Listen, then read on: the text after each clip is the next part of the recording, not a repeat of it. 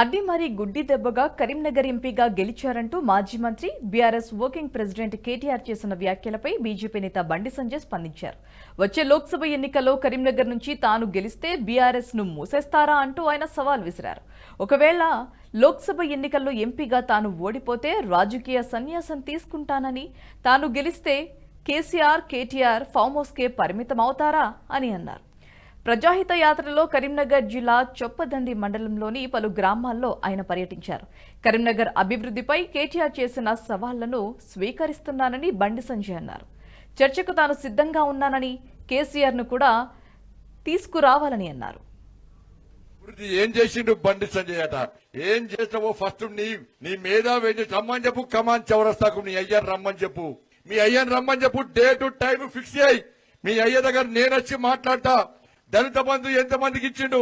దళితులకు 3 ఎకరాలు ఎంతమందికి ఇచ్చిండు? బీసీలను ఎందుకు పొట్టగొట్టుకున్నాడు?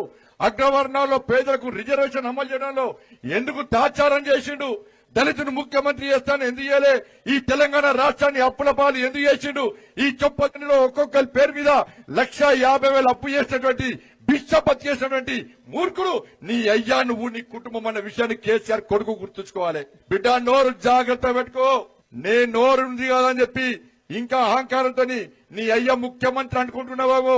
కండ కావురం తల్లికాయకెక్కి ఏది వరద అది మాట్లాడితే కరీంనగర్ లో అడుగు పెట్టనీయమన్న విషయాన్ని కేసీఆర్ కొడుకు గుర్తుంచుకోవాలి.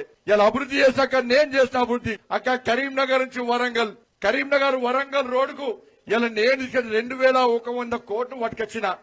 మీరు టికెట్ ఇచ్చిన మేధావి రోజు వరంగల్ పోతారు కదా, ఆ పైసలు ఎవరు తెచ్చిండో ఆ మేధావిని అడుగుంటే కూడా నీ అయ్యనని చెప్పు.